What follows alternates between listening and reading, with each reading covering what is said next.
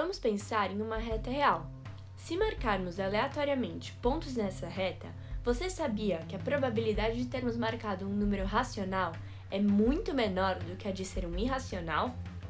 Isso ocorre por causa do conceito de infinito, e uma característica muito importante desse conceito é que existem infinitos maiores do que os outros. Isso explica a probabilidade da reta real, já que, como veremos mais pra frente, os números irracionais são um infinito maior do que os racionais. Para descobrir isso, podemos mensurar o infinito, mas já que é um conceito, será necessária uma outra lógica que não se utiliza da aritmética tradicional como contamos usualmente: 1, 2, 3, 4, 5. Nesse caso, precisamos de uma noção geral de tamanho. Vamos considerar o tamanho durante o vídeo como a ideia de quantidade, do número de elementos em um conjunto sendo analisado.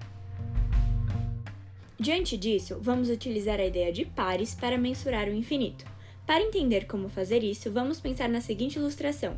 Existem 8 matemáticas famosas que fizeram parte da história da matemática e elas querem dividir uma pizza. Porém, será que há pedaços de pizza suficiente para todas elas? Podemos responder essa pergunta facilmente sem aritmética, ou seja, sem contar como habitualmente fazemos. É necessário somente parear cada pessoa com um pedaço de pizza. Caso não sobre nem pessoas nem pizza, podemos afirmar que existe a mesma quantidade de fatias e de pessoas. Agora, vamos aplicar esse raciocínio para mensurar um infinito, ou seja, conseguir ter a noção do tamanho desse conjunto. O infinito foi primeiramente introduzido com os números inteiros positivos, já que existem infinitos inteiros positivos. Mas e se restringirmos para somente os inteiros positivos pares? Eles também são infinitos? Sim, mas nos leva a pensar: existem mais inteiros positivos do que inteiros positivos pares? Intuitivamente, é comum supor que os inteiros positivos pares seriam apenas metade dos inteiros positivos, por haver pares e ímpares, mas isso não é verdade. Vamos usar o mesmo raciocínio das pessoas e da pizza, sendo que os inteiros positivos pares são a pizza e os inteiros positivos as pessoas. Porém, nesse caso, temos infinitos termos para parear, por isso será necessário criar uma regra para facilitar nossa organização. Essa regra será: dado o inteiro positivo par n, seu associado vai ser o inteiro positivo n sobre 2. A partir disso, teríamos algo desse tipo. Essa regra nos leva sempre a ter qualquer inteiro positivo com um único inteiro positivo par. Assim, usando esses pares, podemos ter uma noção do tamanho do infinito, e com isso podemos dizer que nessa situação estamos analisando um conjunto com o mesmo tamanho de infinito. Sempre haverá um inteiro positivo com um inteiro positivo par, de modo que siga infinitamente. Mais do que isso, estamos analisando um infinito enumerável, por justamente conseguirmos mensurar esse conjunto. Vamos pensar em outra situação: os números racionais positivos e os inteiros positivos. Será que eles apresentam o mesmo tamanho de infinito? Mais uma vez, vamos aplicar a noção de pares. Para simplificar, vamos usar esse esquema criado pelo matemático George Cantor, um dos primeiros a estudar o infinito. Para entender essa tabela, é importante saber que em cada linha o denominador é constante, e em cada coluna ele aumenta em uma unidade. As reticências representam que esses números continuam infinitamente. Todos os positivos racionais aparecem nessa organização. Outro modo de entender essa planilha é pensar em um número qualquer, como x sobre y. A localização desse número será na coluna x e na linha y. Agora, para conseguirmos parear, seguimos um percurso em zigue-zague como apresentado. Depois, pegamos a linha em zigue-zague e esticamos, como se pegássemos nas duas extremidades dessa linha e puxássemos, deixando ela como uma reta. Assim, podemos associar cada um desses racionais positivos com um inteiro positivo. Caso passe por um número que já foi escrito, como 1 sobre 2 e 2 sobre 4, simplesmente pulamos. A partir dessa análise, concluímos que os números racionais também são um infinito enumerável e apresentam o mesmo tamanho do infinito dos inteiros positivos, por sempre existir um número racional positivo com um inteiro positivo. Porém, isso pode se tornar completamente diferente quando tratamos dos números reais, ou seja, englobamos tanto os racionais quanto os irracionais. Os irracionais costumam ter valores mais diferentes, como π, Euler ou raiz de 2, e tem infinitas casas decimais que não seguem um padrão. Para nosso estudo, vamos seguir a seguinte pergunta: o conjunto de números reais entre 0 e 1 é o mesmo infinito dos inteiros positivos? Para responder essa pergunta, podemos usar o mesmo método aplicado anteriormente e parear eles com os inteiros positivos, que já sabemos que são infinitos e enumeráveis. De cara, já nos deparamos com um grande problema, pois os números reais entre 0 e 1 podem ter suas infinitas casas decimais, sendo esses dízimas periódicas e não periódicas, e não há uma forma de sequer conseguir organizar esses números para serem colocados ao lado dos inteiros positivos sem que nenhum deixe de aparecer. Pode parecer estranho, mas o conhecido argumento de Cantor nos mostra isso. Ao tentar listar números com suas infinitas casas decimais, como E0, E1, E2 e etc., obtemos esse resultado. Será sempre possível achar um que não está aparecendo na lista, cujas casas decimais serão justamente essa diagonal destacada em vermelho. Os reais são infinitos, mas um infinito diferente, que chamamos de infinito inumerável. Ou seja, podemos dizer que o infinito entre 0 e 1 tem um tamanho maior que o infinito dos números inteiros positivos, e não conseguimos mensurar esse conjunto. Por isso, na reta real, a probabilidade de marcarmos um irracional é maior. Uma pergunta que pode ficar no ar é se existe um tipo de infinito que seja intermediário, melhor dizendo, um infinito que seja entre o enumerável e o inumerável.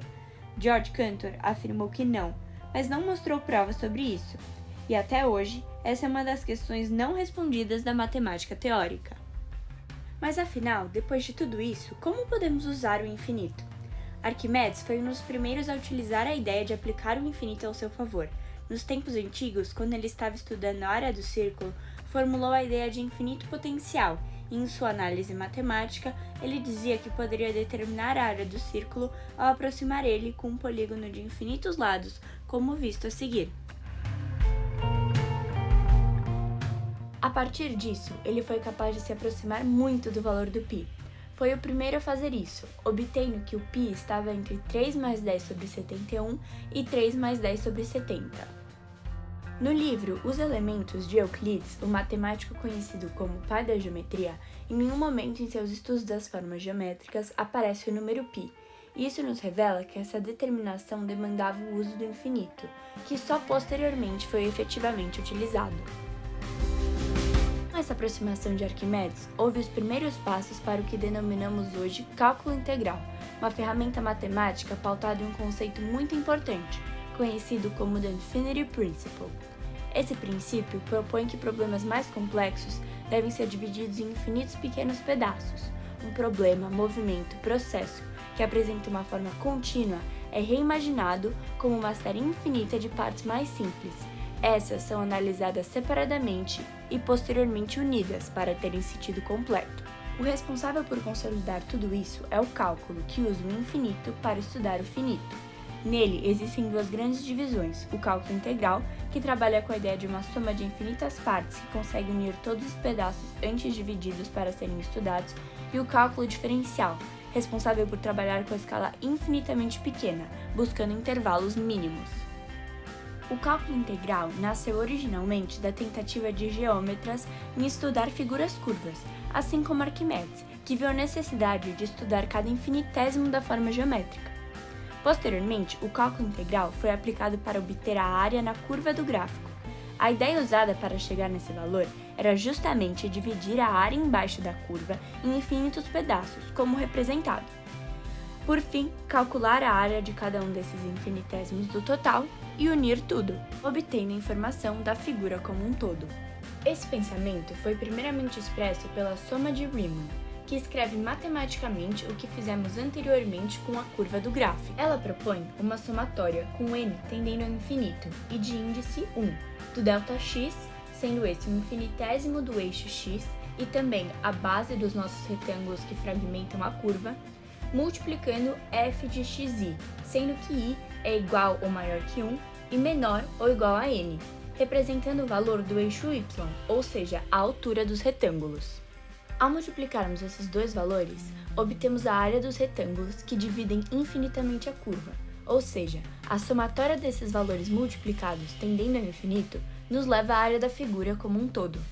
Podemos formalizar esse raciocínio como sendo uma integral definida, ou seja, temos o intervalo dos valores que queremos integrar, de a até b, do f de x dx, sendo dx a representação das divisões infinitas da figura. Agora, vamos falar sobre o cálculo diferencial.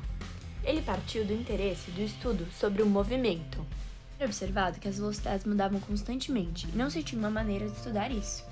Por isso, se vê a necessidade de trabalhar com mudanças mínimas de velocidade em um espaço também mínimo de tempo. Sabemos que a velocidade pode ser escrita como ΔS sobre o ΔT. Em um intervalo mínimo, chamaremos de ds sobre dt. Podemos traduzir isso matematicamente dessa forma. S em função de t mais dt menos S em função de t nos garante um intervalo mínimo da posição do corpo sendo estudado. Com o denominador dt tendendo a zero, ou seja, se aproximando muito do zero, mas nunca sendo exatamente zero, obtemos o que procurávamos, uma variação mínima de espaço por uma variação mínima de tempo. Disso, com as derivadas, é possível chegar no coeficiente angular da reta tangente, a reta azul, ao ponto do gráfico sendo estudado. Isso significa que encontramos a taxa de variação em intervalos muito pequenos com cálculo diferencial. Quando derivamos uma função, obtemos a lei da função que contém todos os coeficientes angulares das retas tangentes à função primitiva, representado pela linha vermelha sendo formada. Outra aplicação do infinito é o conceito de limites, e o cálculo é uma aplicação desse conceito. Os limites mostram o comportamento de uma função quando essa se aproxima muito de um valor estabelecido. Tomamos como exemplo limite de 1 sobre x com x tendendo a zero. A seta indica que o x está tendendo a zero, ou seja, está se aproximando muito dele. A pergunta feita seria: qual é o valor que a função toma na medida que x se aproxima de zero? Importante saber que nunca chegaremos exatamente no número sendo indicado no limite, mas nos aproximamos muito dele. Nesse caso, a resposta desse limite é mais ou menos infinito. Vamos pensar que x estará tão pequeno que caberá infinitamente dentro do 1, e que, portanto, esse limite tem esse resultado. O mais e o menos ocorrem devido à presença de dois limites laterais, como apresentado no gráfico. Podemos nos aproximar do zero vindo do lado positivo da reta real, obtendo mais infinito, ou do lado negativo, obtendo menos infinito. Mesmo o infinito parecendo algo tão distante e completamente inatingível, ele está presente em diversas áreas. Não existiria cálculo sem infinito, e sem o cálculo não teríamos celulares, televisões, GPS, e nunca teríamos visto um humano pisando na Lua. Também não seria possível descrever matematicamente grande parte do mundo ao nosso redor. Muitos até chamam o cálculo de linguagem da natureza, ou linguagem do universo. E olhe só, o nosso universo precisa do infinito.